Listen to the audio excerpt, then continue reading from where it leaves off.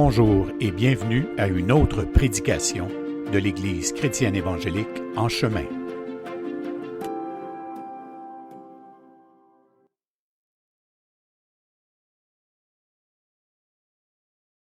Alors, une bonne matinée à tous. On est aujourd'hui dimanche le 9 mai de l'an 2021. Donc, c'est toujours avec le même plaisir que je vous retrouve ce matin pour la prédication de l'Église chrétienne évangélique En Chemin. Donc, une salutation toute spéciale aux frères et sœurs de l'Église qui sont là en ce moment, en direct avec nous sur ce Facebook Live. Comme à l'habitude, nous aurons une rencontre sur le Zoom habituel. Tout le monde sait comment s'y rendre. Donc, dans l'Église, on va être là pour l'animation avec Guy Gravel tout à l'heure. Je salue également tous les frères et sœurs de l'Église En Chemin aussi qui sont un peu partout au Québec. Là, il y en a quelques-uns qui se sont attachés à notre Église. Donc, une salutation toute spéciale à vous, ainsi qu'aux frères et sœurs qui nous suivent d'ici et de là et qui nous encouragent, quelques-uns en Europe aussi. Encore une fois, je prends toujours le temps de vous remercier d'être là. Merci pour vos encouragements également. C'est vraiment une bénédiction. Donc aujourd'hui, on fait la suite du thème qu'on a commencé il y a plusieurs semaines. On est rendu à la séance 16 de la lettre de Paul aux Romains. Et on est rendu au chapitre 3 encore. Donc, évidemment, vous voyez que ça progresse pas très, très vite, mais c'est une lettre qui est quand même assez chargée d'informations.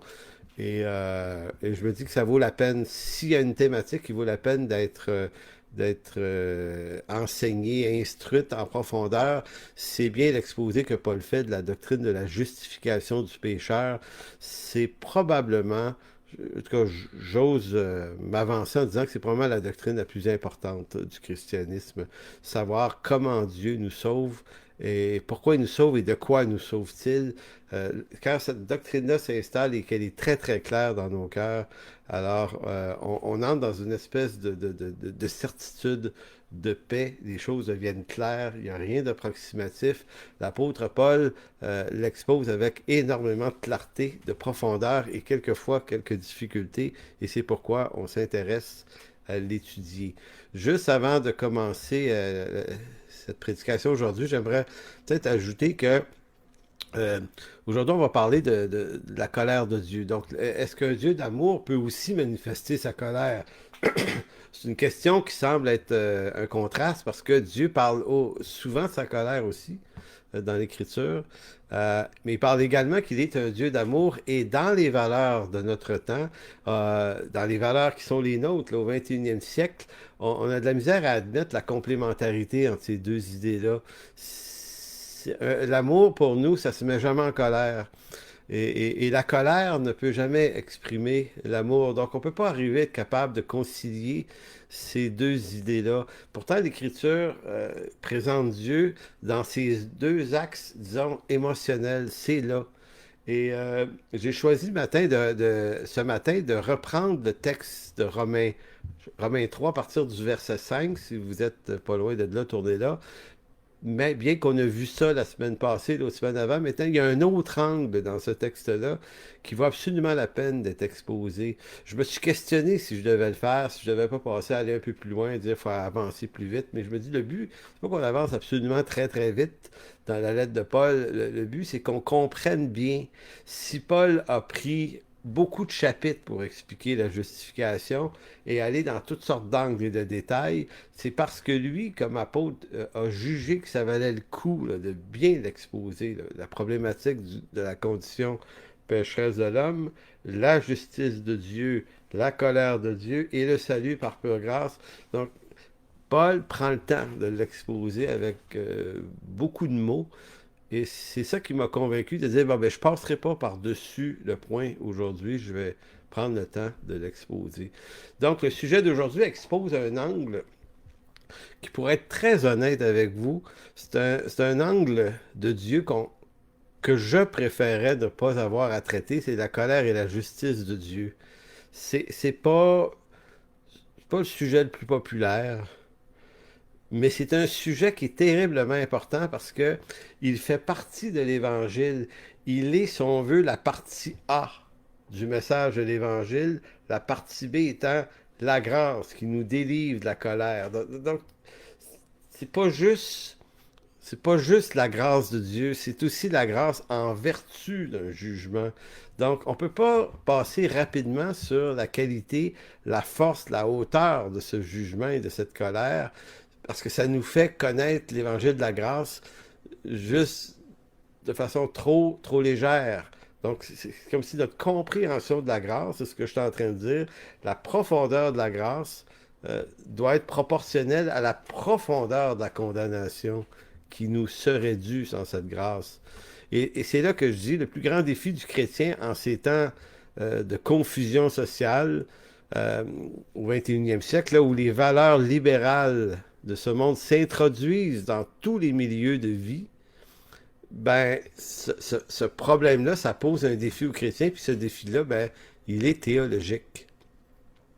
Théologique au sens de comprendre clairement ce que dit l'Écriture et de rester attaché à ça.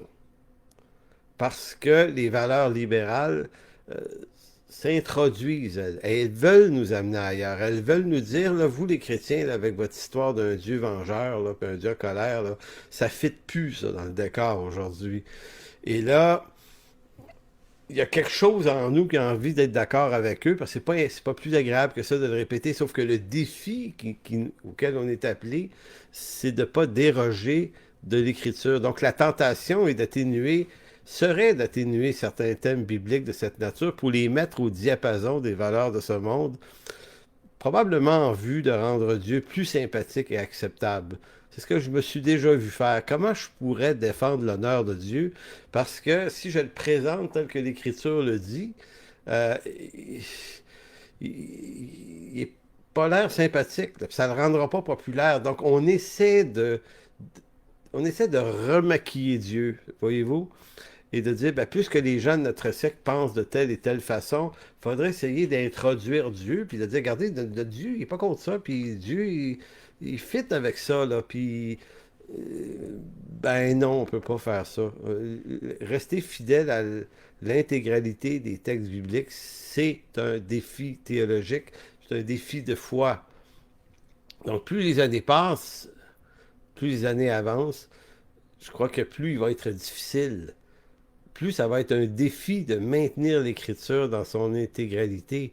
Donc, c'est pour ça qu'on va faire comme aujourd'hui, c'est un peu comme un exercice de foi, c'est-à-dire qu'on va s'exercer à croire ce que l'Écriture dit vraiment, même si ça ne fait pas notre affaire, même si ça ne semble pas juste à nos propres yeux, parce que, qu'on le veuille ou pas, on est fils et filles du siècle dans lequel on est, les valeurs qui sont là sont intrusives dans nos cœurs, on les comprend, puis peut-être qu'elles font un certain sens dans une certaine mesure, mais l'Écriture déclare des choses et un croyant, ça reste attaché à l'Écriture. Donc, croire la parole de Dieu, c'est renoncer à sa propre parole à soi, sur les choses d'en haut. Sur les choses d'en haut, évidemment. Tout ça, ça exclut pas pour autant d'être sage dans nos rapports avec les gens et les valeurs de ce monde. Tu sais. On va amener l'Évangile, mais il y a une façon de le présenter. L'idée, c'est pas juste de rendre Dieu sympathique, mais le but, c'est pas non plus de le rendre absolument antipathique. La sagesse, c'est de savoir à développer un message qui va atteindre le cœur des gens. La vérité, dans sa version néo-testamentaire, n'a pas pour but de détruire, mais de construire des rapports compassionnels avec les gens, en vue de leur donner envie de connaître la vérité. Et je prends témoin Jésus. Si on peut prendre quelqu'un témoin, c'est bien le meilleur témoin qu'on peut se trouver. Jésus est au fait des choses d'en haut parfaitement. Les choses de son Père, le jugement, la colère, le feu éternel, le lac de feu éternel d'Apocalypse 20. Là. Pour lui, là, tout ça, là, c'est pas des choses qu'il croit, c'est des choses qu'il sait. Il est ce juge aussi. Lui, son message, lorsqu'il est avec des hommes et des femmes en ce monde, faut se rappeler qu'il n'est pas en train continuellement de les menacer, de les garrocher d'un lac éternel de feu. Donc, ça fait partie de son message, mais c'est pas essentiel. Son message, c'est d'être sauvé par lui. Voyez-vous, c'est pas... Je sais pas comment expliquer ça. Jésus a de la compassion. Il y a une approche qui est quand même assez douce avec le pécheur notoire. Il est beaucoup plus sévère avec les pharisiens, les sadducéens, les docteurs de la loi, qui, eux, le confrontaient sur la vérité, alors que bien souvent, bien qu'ils étaient des docteurs, erraient complètement à côté, n'étaient pas capables de reconnaître celui de qui ils s'intéressaient depuis qu'ils étaient jeunes dans les synagogues. Jésus, il est devant eux autres, ils ne le reconnaissent pas, puis ils le contredisent, ils le condamnent lui, ils l'accusent lui. Évidemment, il va être très, très dur avec eux. Mais avec le pécheur notoire, avec la prostituée, avec le lépreux, avec le samaritain, avec tous ces gens-là, il est compassionnel. Et il faut faire de Christ notre modèle de communication. Comment parle-t-il aux gens? Et ça va dans le même sens que l'apôtre Paul en Acte 17. Lorsque Paul est devant l'aréopage d'Athènes, il leur dit pas Athéniens et Athéniennes, je viens vous annoncer qu'un lac de feu éternel vous attend, dans lequel vous brûlerez pendant toute l'éternité dans un feu de la géhenne qui ne s'éteint point. Non, il parle à des Grecs, fait qu'il va puiser dans la culture grecque des arguments qu'eux avaient. Il dit, vos poètes ont déjà dit. Voyez-vous, il y a une sagesse, et user de sagesse, ce n'est pas nécessairement faire de compromis avec l'Évangile. Donc, Paul n'a pas fait de compromis dans Acte 17, mais il a essayé de trouver des voies de sagesse pour amener cet Évangile-là dans un monde de mentalité grecque. Et à la fin, il va quand même leur dire au verset 30, Dieu, sans tenir compte des temps d'ignorance, annonce maintenant à tous les hommes et en tout lieu qu'ils aient à se repentir. Ah, quand même.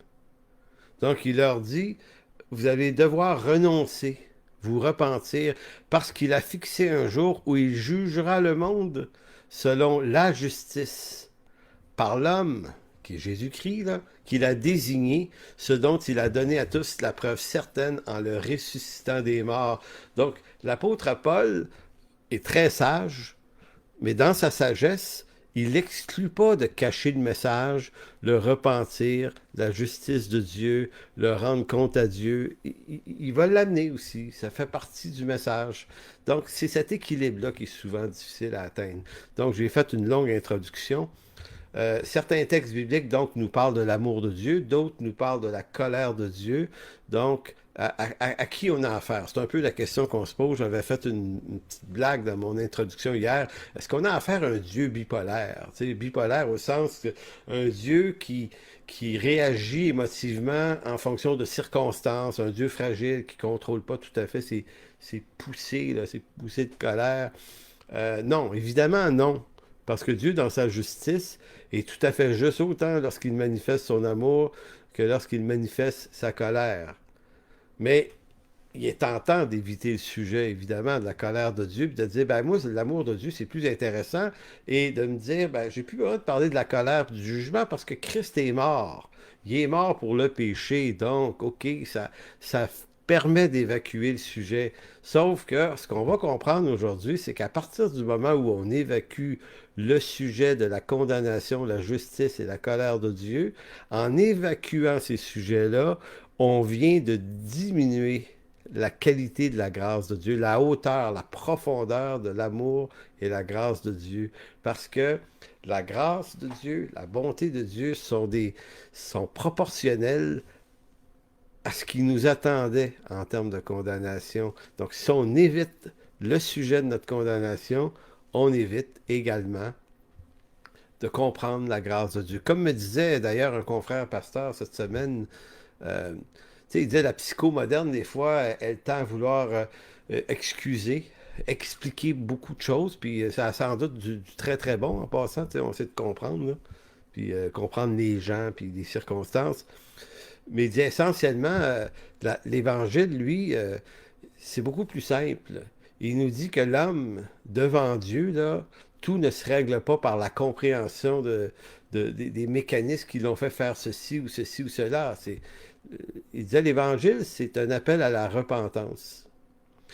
Donc, elle nous dit trois choses, l'Évangile. Tu es un pécheur, c'est ça le problème. Deux, tu dois être amené à la repentance. Et ensuite, la conversion. Péché, repentance, conversion. C'est le point de départ.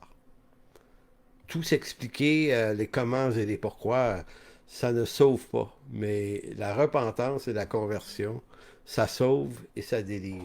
Donc, en Romains 3:5, pardon, Paul dira, mais si notre injustice établit la justice de Dieu, que dirons-nous donc? Je relis ça, c'est le point important. Si notre injustice, notre péché établit la justice de Dieu, que dirons-nous? Dieu est-il injuste quand il déclenche sa colère? Je parle à la manière des hommes, et à la réponse que Paul posait, il se répond lui-même, il dit loin de là. En d'autres mots, le loin de là, c'est non, Dieu n'est pas injuste quand il déclenche sa colère, il est juste. Autrement, comment Dieu jugerait-il le monde? Et si par mon mensonge, Paul fait référence au verset 4, que Dieu soit reconnu pour vrai et l'homme menteur, verset 4, là, du même chapitre. Et là, il va dire, et si par mon mensonge, autrement dit, et si par la condition pécheresse de l'homme, la vérité de Dieu éclate davantage pour sa gloire, pourquoi suis-je moi-même encore jugé comme pécheur? Donc, Paul ici raisonne à la façon des questions qui lui étaient souvent, ou des arguments qui lui étaient amenés. Il y a un commentateur encore ici, Montgomery Boyce, qui fait ressortir ce point-là.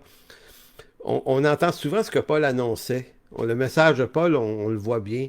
Mais ce qu'on voit moins souvent, c'est quelle aurait pu être la réaction des gens qui l'entendaient, Paul. C'était quoi leur argument? Et Boyce fait ressortir ici, ici on voit là, un peu que une des choses que Paul semblait se faire dire souvent, c'était que Paul, tu es en train de nous dire là, que pour révéler sa grandeur et sa justice, Dieu a besoin de nous montrer pécheurs. C'est comme si tu disais que ce qui est le mal en nous là, fait arriver quelque chose de bien. Et là, vous voyez, verset 8 dit, « Et pourquoi ne ferions-nous pas le mal pour qu'il en arrive du bien comme quelques-uns qui nous calomnient prétendent que nous disons? » Fait que le cœur ici de ce bout de texte-là, c'est ce que Paul veut défaire. Il veut défaire ceux qui disaient de Paul, « Paul, ton message, là, consiste à dire que le mal là, de l'homme fait arriver quelque chose de bien, alors que dans la logique et les raisonnements des Grecs, notamment, ça ne fait pas de bon sens, cette affaire-là. Du bien ne peut arriver le mal. Du mal ne peut arriver le bien. Le mal ne peut faire arriver que des choses mal, et le bien ne peut faire que le bien peut faire arriver des bonnes choses. Et là, Paul dit, bon, vous m'accusez d'être en train d'entrer dans cette contradiction-là, mais il dit, c'est pas ça qu'on dit. On n'est pas en train de dire que notre mal fait arriver le bien de Dieu. Il est plutôt en train de dire, notre condition pécheresse crée le contraste entre la profondeur de notre perdition et la profondeur de la bonté de Dieu. C'est un contraste que Paul essaye de faire, et non pas de dire du mal surgit le bien. Donc, il va dire la condamnation de ceux qui disent ce genre de choses est juste. Donc, c'est comme si Paul est de son temps exposé à des personnes qui vont tenter de contaminer le message, qui vont tenter de lui faire dire d'autres choses. Encore aujourd'hui, regardez, il y a trois réactions souvent qu'on a face au message de la grâce de Dieu. C'est des arguments que j'ai souvent entendus. Donc, celui de dire que du mal allait ressurgir du bien, ce qui, pour bien des gens, fait pas de sens. Mais l'autre argument qu'on entend un peu plus souvent, c'est certains diront, Et ça, je me suis fait dire ça assez souvent, plus maintenant, mais dans le passé, j'entendais ça. Certains diront que la grâce de Dieu est une doctrine dangereuse en ce qu'elle incite les chrétiens à continuer de vivre dans le péché. Je me souviens d'une discussion qui remonte à une trentaine d'années avec un confrère pasteur qui lui, on était quand même des bons chums, mais on n'était pas d'accord là-dessus. Puis il dit, oui, mais Réal, si tu amènes trop la grâce de Dieu, là, les gens vont se conforter. Dieu pardonne tout le temps, Dieu relève, donc ils vont vivre dans le péché. Pourquoi ils arrêteraient de pécher? C'est la grâce. Fait que lui, sa position, c'est oui, on est sauvé par la grâce, mais tu te maintiens par la foi dans cette grâce si tu mènes une vie parfaitement propre aux conséquences de la justice de la loi. Donc, et là, même en y montrant que son raisonnement ne tenait pas la route, parce que nous ne sommes plus sous la loi nous condamne. Donc, elle n'est pas un instrument de salut, elle est l'instrument de perdition. Elle devient instrument de salut en ce qu'elle me dirige vers le Christ. Ma condamnation me dirige vers celui qui me sauve. Mais je peux pas être sous les deux, bien que je peux continuer de prétendre que la loi est bonne, elle est pure, elle est éclairante, ce que Romains 7 va dire un peu plus loin.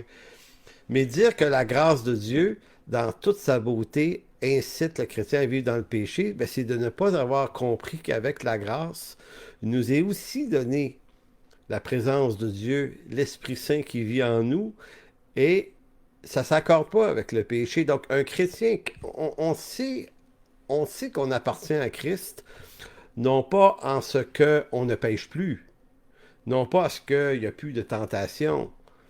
Non, il y en aura. On est dans un corps de mort encore, mais on sait que Christ vit en nous en ce que le péché, la désobéissance, le- ça cohabite mal avec nous.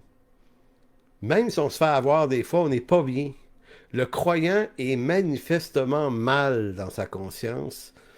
Donc, il tend vers la mise à part, il tend vers la sainteté. Je ne suis pas en train de dire qu'il l'atteint parfaitement, je suis en train de dire qu'il y a quelque chose en lui qui le pousse à vouloir s'éloigner de ces choses-là, même si dans son cœur, elle l'attire. Donc, il y a un combat spirituel et un chrétien se manifeste son salut à travers le fait qu'il y a un combat en lui, alors que l'incroyant ne l'a pas forcément, ce combat-là. Pas forcément. Il peut avoir une conscience qui l'accuse quand même, évidemment. Mais, mais la grâce n'incite pas le chrétien à pécher. La grâce, lorsqu'elle est bien comprise, l'incite à la sainteté par la présence de Dieu dans sa vie, par l'Esprit Saint et par une instruction biblique. Euh, Ça, c'est un des raisonnements. Il y a un autre raisonnement qu'on entend, qu'on a entendu souvent dans le passé, c'est que la grâce de Dieu, et ça, c'est une autre hérésie, là, me remet le compteur à zéro tous les matins. Donc, ceux qui vont dire que la grâce, c'est tellement la grâce là, que si tu as péché, là, Dieu a mis ça dans l'océan de ton amour, ce qui est vrai. Il a éloigné de nous nos péchés autant que l'Orient est éloigné de l'Occident. C'est vrai. Donc, se servir de ces passages-là pour dire, tu ne dois plus te rappeler de tes péchés. C'est fini, c'est pardonné, là. C'est pardonné. Tu n'as pas le droit de te rappeler ça. Tu peux pas te rappeler des péchés des autres. En d'autres mots, c'est nier le fait que notre mémoire est incapable d'oublier, d'abord, ce qui fait aucun sens. Notre mémoire n'oublie pas.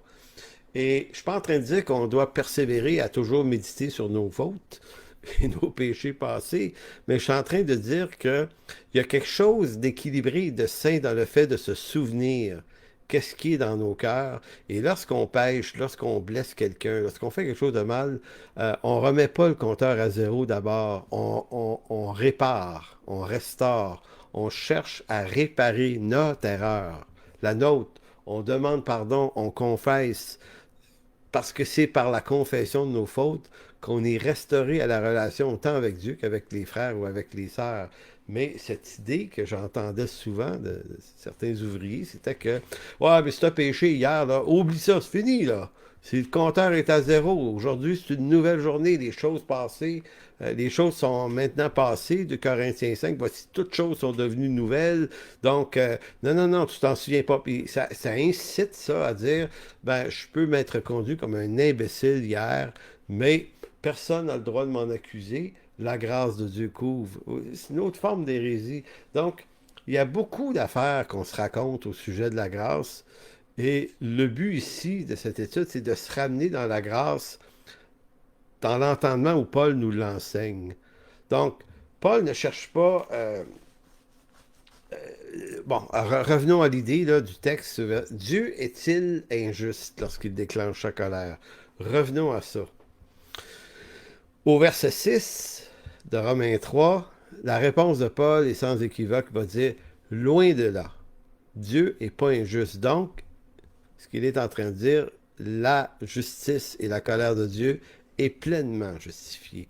Paul met ici en lumière la manière qu'ont les hommes de raisonner quant à la justice de Dieu. Il est courant même chez les chrétiens de croire que Dieu devrait exercer une justice telle que l'homme conçoit dans ce qui est juste. Donc, je redis ça là. Dieu établit, il nous parle de sa justice, il nous parle comment résonne sa justice.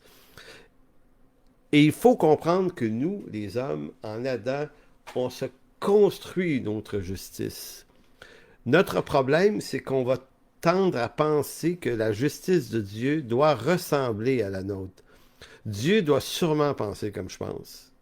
Regardez, j'avais un échange dernièrement, encore au sujet de l'histoire de la pandémie, dans lequel j'expliquais que l'Écriture nous demande de ne pas maudire les autorités, mais de les bénir. Elle nous demande de bénir ceux qui nous persécutent, de ceux qui nous maltraitent. Jésus le dit dans Matthieu 6, Pierre le dit dans sa lettre, dans une de ses deux lettres, dans 1 Pierre ou 2 Pierre, je ne sais plus lequel des deux, et Paul le dit également dans Romains 14. S'il dit à de multiples reprises, notre rapport aux autorités civiles potentiellement persécuteurs, on doit les bénir et prier pour eux. C'est ce que Dieu déclare à travers la bouche de ses apôtres. Et dans l'échange que j'avais, certains disaient, ouais, oui, c'est écrit, oui, mais là, c'est pas pareil. Là, on ne peut pas laisser faire ça. Il y a des gens qui pleurent à cause de la pandémie, il y a des gens qui perdent leur job, il y a des gens qui souffrent. Oui, nous souffrons tous, mais est-ce que l'émotion de notre souffrance et de notre perception de la situation va nous faire quitter l'Écriture pour adopter une posture, dire oui, mais là, c'est pas pareil. Là, j'ai le droit là, de m'agréer. Si vous me posez la question, je vais vous dire, ben, c'est un test de foi. Là. C'est là qu'on voit qui a vraiment serré l'Écriture dans son cœur pour obéir à l'Écriture, même quand ta justice est défiée. Même parce que l'apôtre Paul, l'apôtre Pierre ont été torturés par ceux à qui il disait de se soumettre. Les deux sont morts à Rome par des tortionnaires. Pendant que Paul parle, Néron, là, ici, là, brûlait des chrétiens comme des torches vivantes dans ses jardins. C'était des fous, là. Et là, on a de la misère à capter ça. On dit, oui, mais attends une minute, Seigneur, ça n'a pas de bon sens. Qu'est-ce qu'ils ont fait là? On va se mettre contre eux.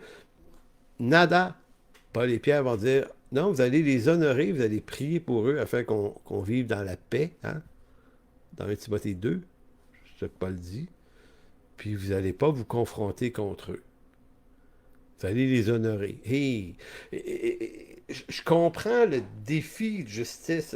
Je l'ai moi-même, ce défi-là.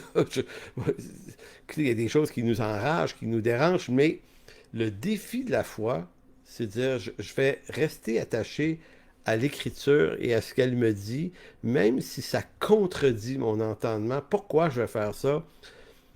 Parce qu'ainsi sont les héros de la foi. Ils croient que l'Écriture et que Dieu ne peut pas leur mentir. Dieu ne peut pas me tromper. Fait que la voie la plus sûre pour moi, c'est l'Écriture. À toutes les fois au cours de la dernière année, là, que dans ma tête, là, ça frôlait la révolte là, contre les situations, le gouvernement qui gère des fois, on n'est pas sûr s'il gère ça bien. On croit que oui, hein, mais des fois, c'est pas clair. C'est pas clair. Mais à toutes les fois que ça m'arrive, là, d'avoir des doutes, il y avait ce petit verset du psaume 119 qui me revenait, qui disait « Je serre ta parole dans mon cœur afin de ne pas pécher contre toi. » Ta parole est une lumière sur mon sentier. Ta parole est une lumière sur mon sentier. Donc, mes émotions, mes réactions sont que ténèbres sur mon sentier. Et alors David dit, je reste attaché à ta parole parce que c'est une lumière, mais c'est une lumière troublante parce qu'elle me fait marcher par la foi dans une justice qui ne m'habite pas naturellement.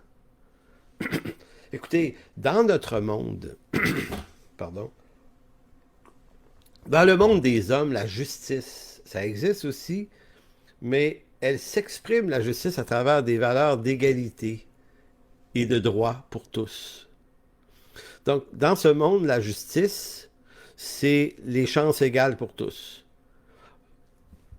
Vous allez dire, ben oui, mais c'est bon, ça. Ben, dans le monde des hommes, c'est excellent. Bien content que ça marche comme ça. C'est la justice des hommes. Dans son angle positif, là, je suis en train de dire qu'elle n'est pas bonne. Je suis en train de dire que c'est une justice d'hommes bâtie par des hommes sans Dieu qui en même temps ignorent la justice de Dieu. Parce que notre justice, Dieu la déclare comme un vêtement souillé. Moi, je suis là, ah, mais Seigneur, pas si pire, notre justice. D'autres, on veut l'égalité, on veut des droits et libertés. Donc, on est des jouisseurs de droits et libertés parce qu'on apprécie la justice pour nous-mêmes. L'homme ne considère pas la gravité de sa faute dans cette justice. Donc, son évaluation de la justice, c'est pas ce qu'il mérite à cause de ses fautes, c'est ce qu'il mérite à cause de ses droits. Donc, nous, on a inversé la question de la justice. La justice, c'est mes droits, ma liberté. Et là, Dieu dirait, moi, Dieu, ma justice, c'est que tu es perdu pour l'éternité. Tu es un perdu. Non, non, je ne suis pas perdu. Moi, je réclame mes droits. Tu sais, comme des hommes qui ont eu des fois l'arrogance de dire, quand je vais le voir, Dieu, tu vas voir, je vais y parler. Et boy! Non, non, tu vas fléchir les genoux. La justice de Dieu, c'est pas notre justice. Donc, le grand, grand, grand défi de la foi, c'est de croire la justice de Dieu qui vient déranger. C'est une collision avec ma justice. Et c'est tellement important, ce sujet-là, que Paul va dire que les Juifs, hein, quand on arrive dans Romains 9, 10 et 11, un peu plus loin, Romains 10 va dire, le problème des Juifs, c'est que n'ayant pas connu la justice de Dieu, ils cherchent à établir une autre justice. Et là, moi, quand je lis ce texte-là, je suis troublé parce que, je me dis, oui, mais ils ont passé leur vie, ces Juifs-là, à étudier l'Écriture. Comment ça a pu leur échapper? Comment ils n'ont pas vu?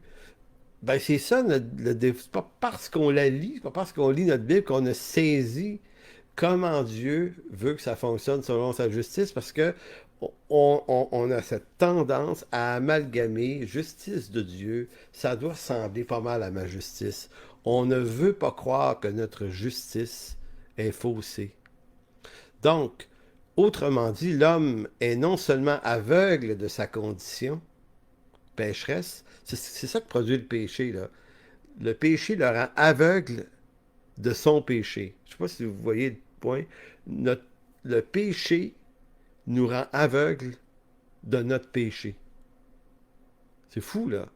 Donc, notre péché ne nous fait pas juste commettre des actes pécheurs. Il nous rend aveugle qu'on est des pécheurs quand on commet ces actes-là. Hey, c'est aveugle beaucoup, là. Donc, et dans son aveuglement, l'homme s'avance avec arrogance, avec l'arrogance de prétendre qu'il peut réclamer ses droits devant Dieu. Donc tout ça nous amène à comprendre que ça explique pourquoi le texte de Paul dans Romains 1, 2 et 3 est si important, parce que Paul frappe à grands coups de verge notre justice. Tournez pas là, mais dans Romains 1, 18, il avait dit « La colère de Dieu se révèle du ciel contre toute impiété et toute injustice des hommes qui retiennent injustement la vérité captive. » Ça, c'était dans Romains 18. Le chapitre plus loin, Romains 2,8, il avait dit, mais irritation et la colère à ceux qui par esprit de dispute sont rebelles à la vérité et obéissent à l'injustice. Donc, Paul est en train de dire que notre justice devant Dieu, notre justice est une forme d'injustice. Je reviens, je fais un petit rewind pour dire, oui, mais nous, notre justice est égalitaire. On veut les mêmes droits pour tout le monde, on veut... Oui, c'est comme si notre justice humaine a fait bien avec la réalité des droits humains. Elle a quelque chose d'utile ici-bas. Donc, tant mieux, là. Tant mieux. Mais en même temps, cette même justice-là, si tu veux l'élever au niveau de la justice de Dieu, ben là, Dieu va dire, ben, moi, c'est pas ça, ma conception de la justice. Donc, en persévérant dans l'ignorance de sa condition, l'homme ne peut jamais saisir la grâce qu'il en délivre. Donc, tant qu'on n'a pas compris que notre justice est une forme d'injustice et de rébellion contre Dieu, ben, on a beau être des chrétiens qui disent marcher par la grâce, mais ça signifie qu'on comprend mal la grâce parce qu'on comprend mal la justice. Et tout ça, c'est branché ensemble. Justice de Dieu, grâce de Dieu.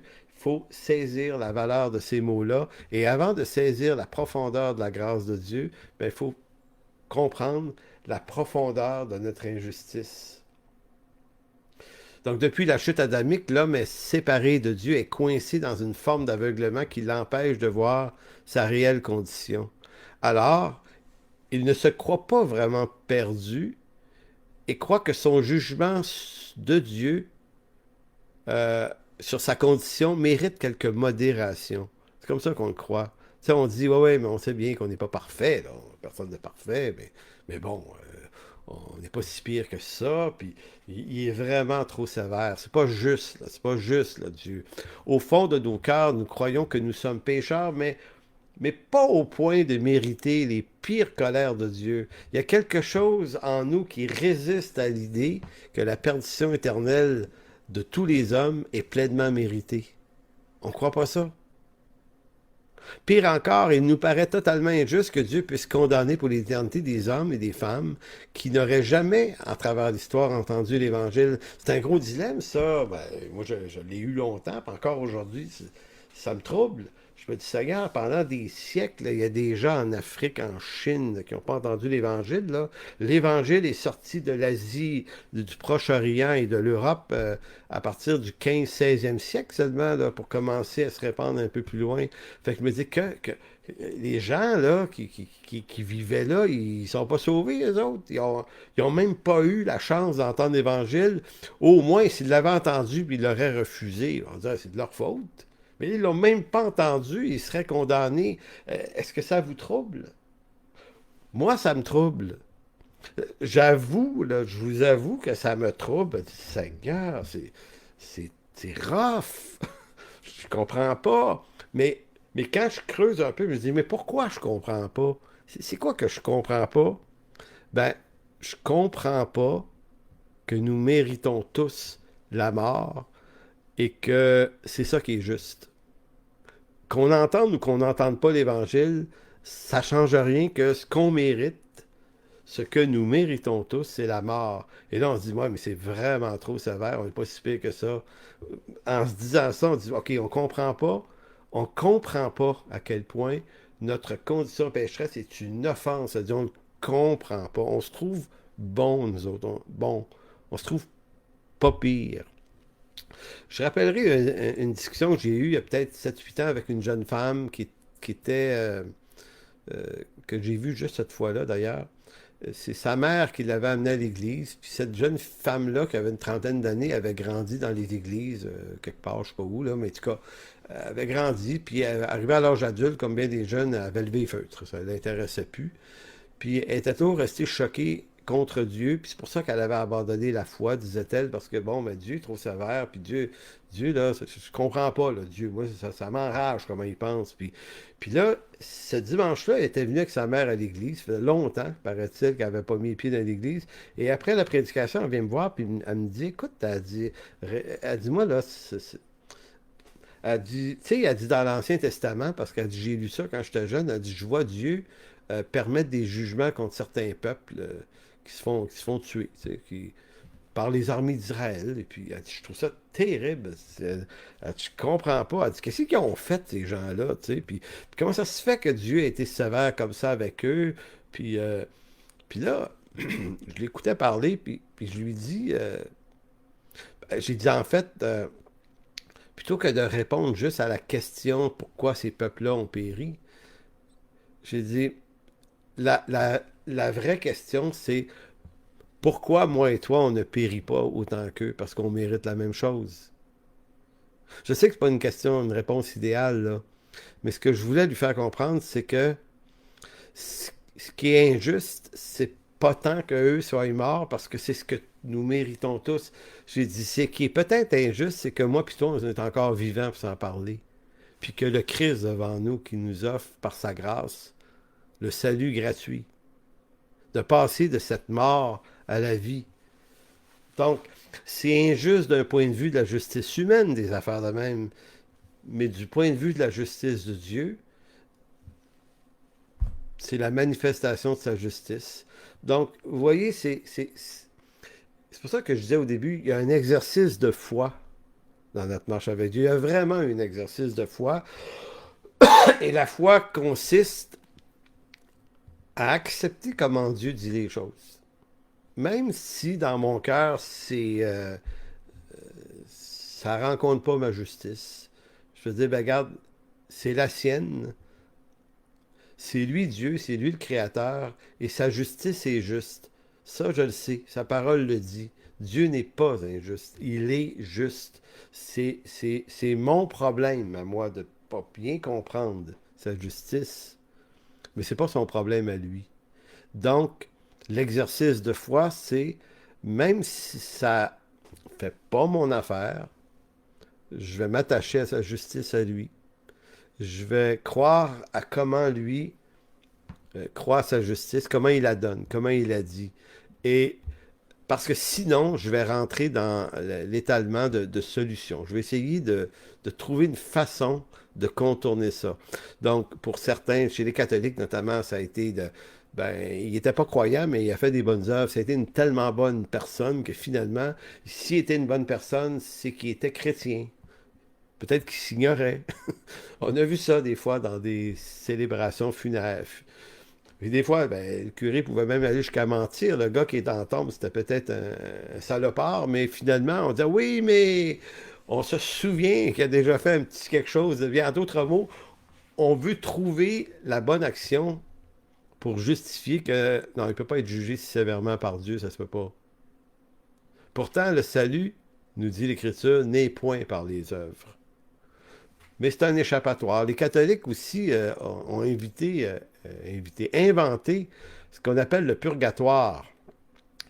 Tu sais, le purgatoire, c'est cette façon de dire, OK, Dieu va juger, mais il y a un lieu d'expiation. Tu sais, Christ n'aurait pas fourni une expiation complète, en tout cas pas pour tout le monde, mettons. Donc, le purgatoire, c'est ce lieu où tu vas aller quand même expier. Et pour un temps indéterminé dans l'éternité, je ne sais pas ce que ça veut dire, c'est bizarre, mais après ça, tu vas réintégrer les saints au ciel. Encore là, c'est quoi ça? C'est une voie de contournement pour contourner la justice de Dieu telle qu'elle est exprimée dans l'Écriture.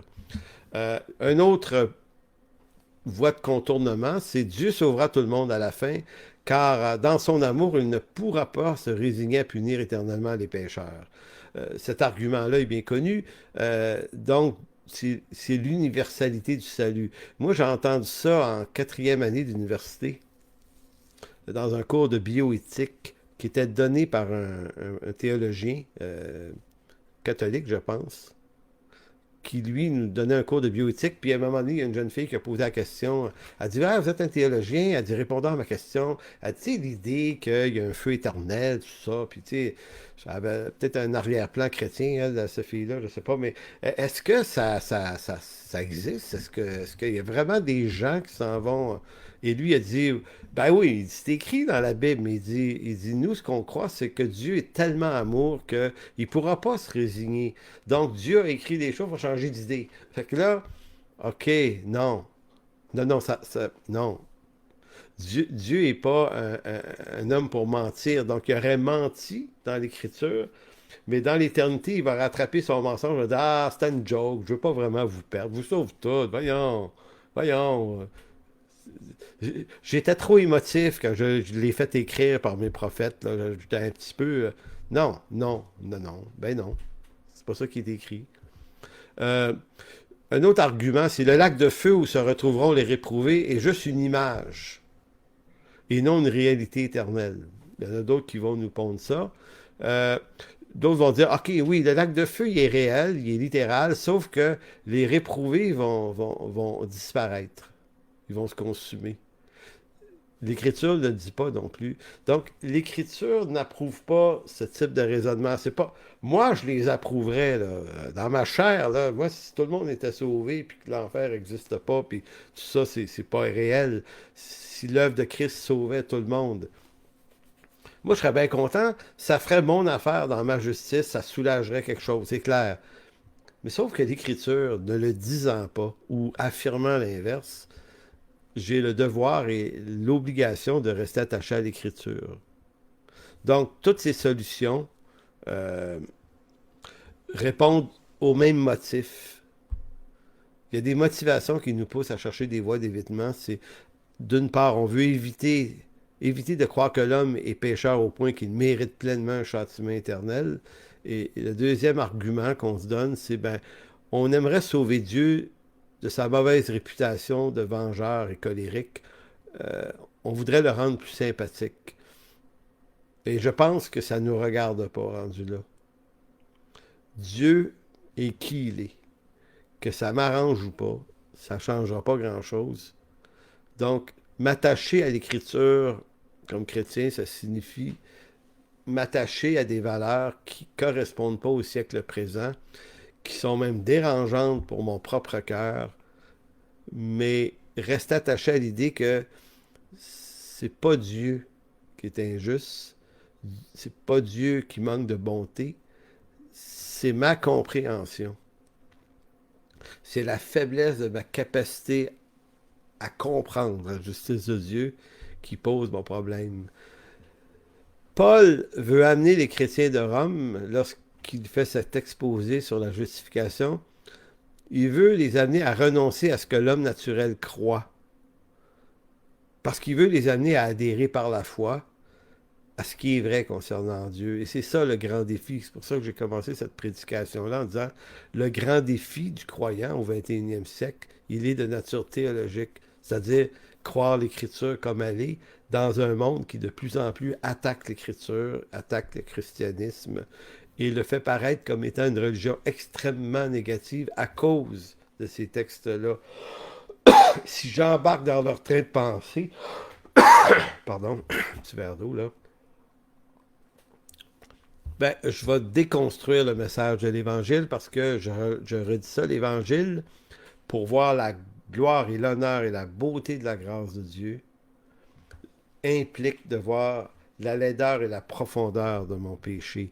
Maintenant, on passe au verset 8, 9 à 18, et je m'en vais vers la conclusion. Là. Romains 3, 9, Paul, après avoir exposé l'idée que l'homme mérite un jugement et d'avoir, si on veut, échanger des arguments, après avoir répondu à des arguments, on sent que c'est les arguments que lui se faisait dire. Maintenant, il va dire, il va en faire la démonstration, l'étalage de la bêtise humaine. Il va dire quoi donc? Sommes-nous plus excellents nullement, car nous avons déjà prouvé que tous, juifs et grecs, sont sous l'empire du péché. Donc, les Juifs avec la loi et les Grecs sans la loi sont sous un même empire.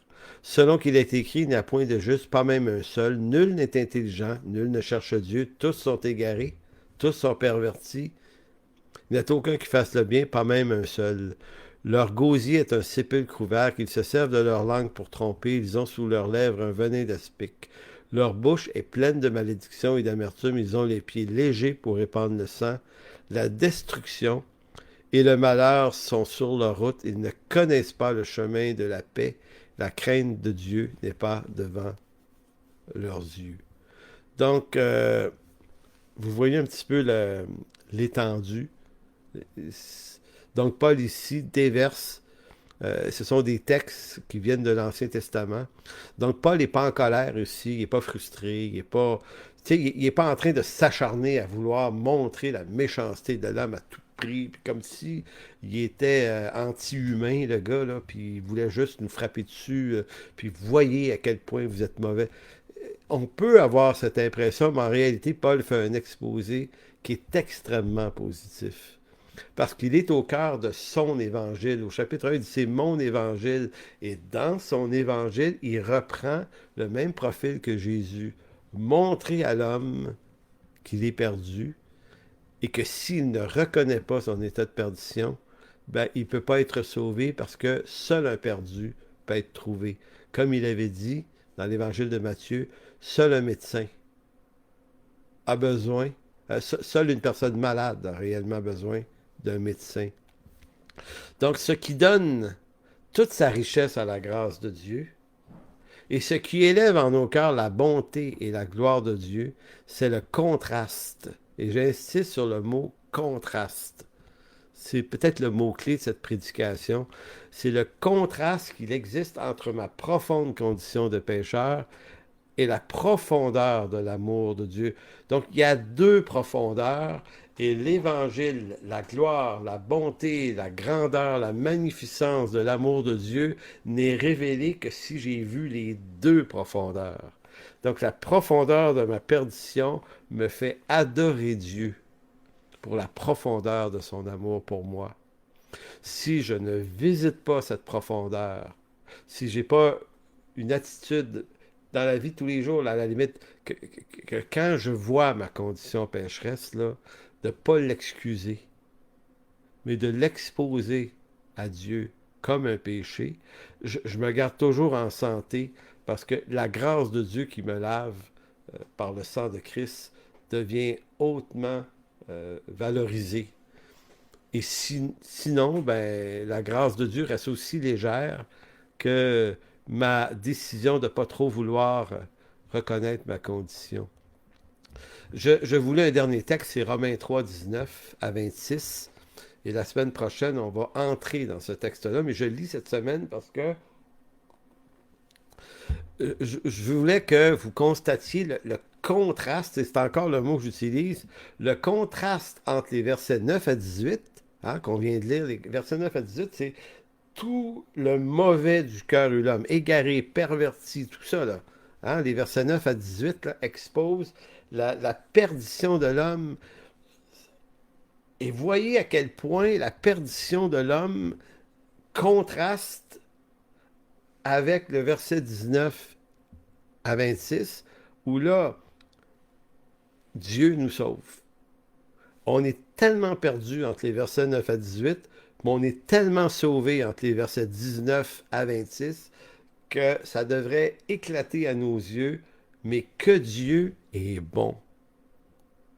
Verset 19, « Or, nous savons que tout ce que dit la loi, il le dit à ceux qui sont sous la loi, afin que toute bouche soit fermée et que tout le monde soit reconnu coupable devant Dieu. » Donc, ce verset-là, c'est un peu le buffer entre les deux textes.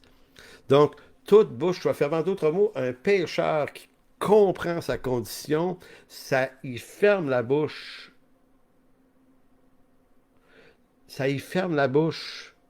Il n'y a plus de bonté à présenter à Dieu, comme dans Luc 18, le pharisien. « Oh, merci que je ne sois pas aussi méchant que le gars d'à côté. » Il est écrit de l'autre, il osait à peine ouvrir la bouche. Le pécheur comprend qu'il n'y a pas de justice à présenter à Dieu. Il n'a que ses fautes à présenter à Dieu, et c'est rough, c'est de la repentance. Toute bouche doit être fermée. Reconnu coupable devant Dieu. Car, et là, on va changer de tempo, car nul ne sera justifié devant Dieu par les œuvres de la loi, puisque c'est par la loi que vient la connaissance du péché. Mais maintenant, sans la loi, est manifestée la justice de Dieu, à laquelle rendent témoignage la loi et les prophètes. Justice de Dieu par la foi en Jésus-Christ pour tous ceux qui croient.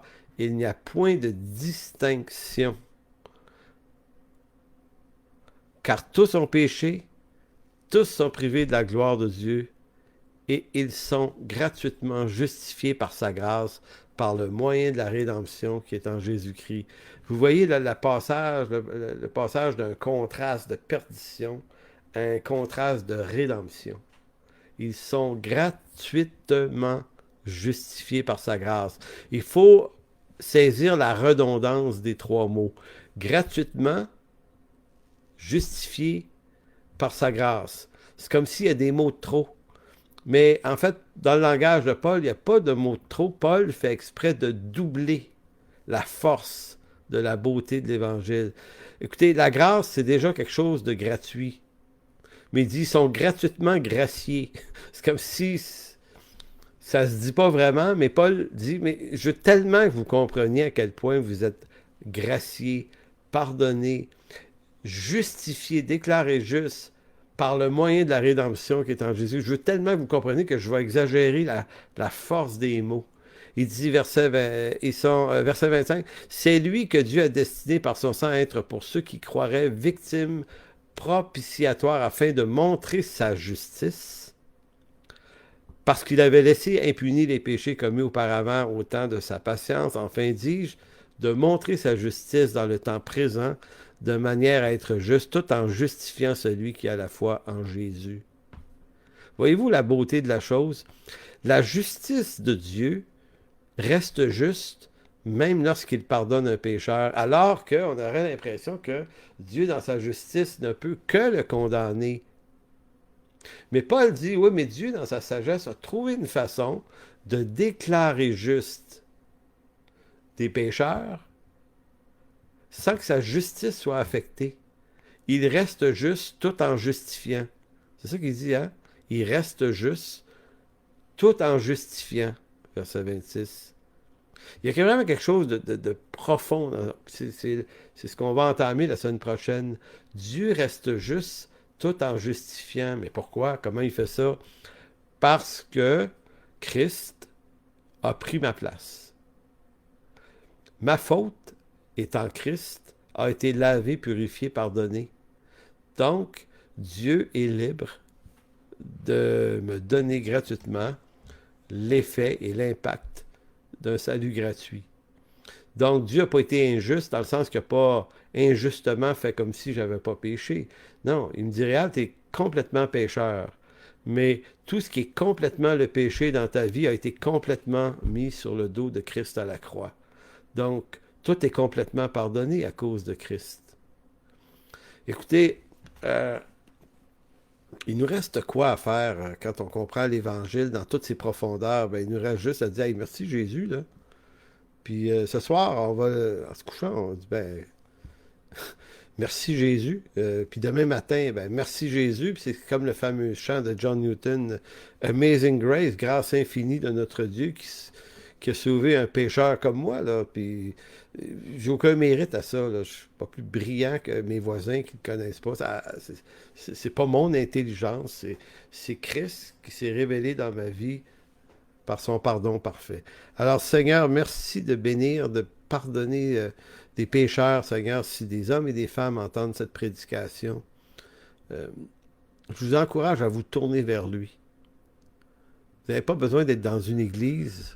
Vous n'avez même pas besoin d'être devant un pasteur pour ça. Vous-même, prenez un temps seul dans votre chambre, pliez le genou devant lui, reconnaissez votre condition pécheresse et réclamez qu'il puisse vous donner son salut éternel. Tournez-vous vers lui.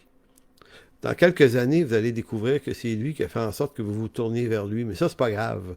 Tournez-vous vers lui aujourd'hui. Reconnaissez votre condition. Seigneur, on veut te rendre grâce pour ton salut, puis on veut vraiment te dire merci ce matin. Pas merci un peu, là. Merci beaucoup, Seigneur. Merci beaucoup. Merci beaucoup pour ta bonté. Merci pour ta fidélité. Merci de m'avoir rendu conscient de ce que ma condition pécheresse me rendait aveugle.